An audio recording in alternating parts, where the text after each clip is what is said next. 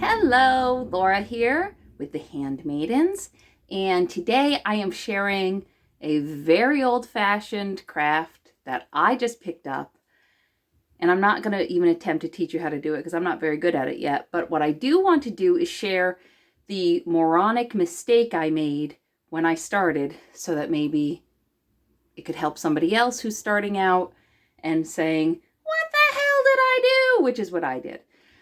Dorothy, for Christmas, Santa Claus was just here. He had one of our wonderful gingerbread cookies that you might remember me talking about in a previous video. And he really liked it. And in exchange for a cookie, he left lots and lots of wonderful presents for our children.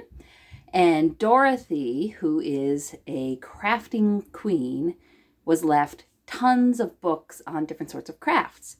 And one of the crafts was knitting. I love to make knit things.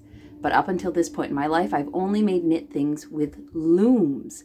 And I will be happy to discuss looms with you at some other point. But right now, I want to talk to you about how I had to invent the airplane while I flew it, build the airplane while... What's that figure of speech? Drop it in the comments below. That would be helpful. Anyway, so I didn't know how to knit with needles. Dorothy wanted to learn how. So here is my first mistake that I ever made on a set of needles. What did I do to make this mistake? Okay, what I did, I'm knitting along. Dorothy and I decided we were going to make squares so we could sew them all together and make a knit blanket. That was going to be our very first project. We were going to work on it together. It was going to be magnificent. So I'm clicking along. Well, no, I wasn't clicking along. First, I had to have everything unravel about 50 times. We're learning how to do this out of a book, mind you. So we first couldn't figure out how to get it cast on. Then once we figured out how to get it cast on, we couldn't figure out how to make the loop stick. Every time we did something we thought was knitting, everything came unraveled. So finally, we get that worked out. And next thing I know, my row doesn't fit on my needle anymore. And I realize I've somehow gone from the 35 that we agreed on to 45. And I didn't know how I did that. And then finally, I saw there were two stupid things I was doing. Number one, okay, here, look, we have nice little rows here. Boop, boop, boop, boop, boop. Okay, and you're gonna, when you knit, you loop through each one of these, starting over here. Now, this end one isn't very tight, right? It's a little loosey-goosey. Now down here, they were even loosey-gooseier. So what I was doing, like a moron, was I was taking this and pulling it around to make it tighter. What I didn't realize I was doing was creating a whole nother loop.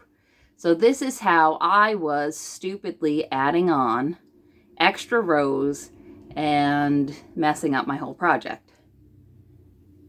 Another thing that I was doing, okay, you jab your needle through under here, right? Okay, see, hi. And then you wrap this around, fine.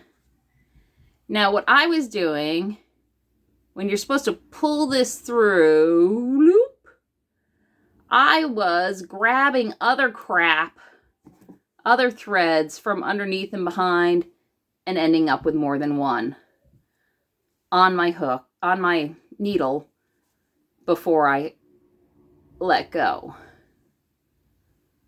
So that's really all I want to share today is, number one, don't try to make it tight on the end.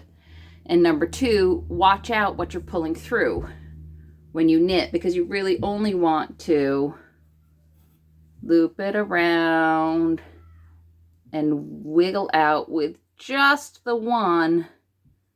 See, just the one that you looped around. That's all you want on there when you're done. And then you can push off what had been on the other row, and that's going to fall beneath. Make your next row. There you have it. You may see more of this as I learn other stupid things that I'm doing, but for right now, 2 stupid things is all I've caught. Good luck.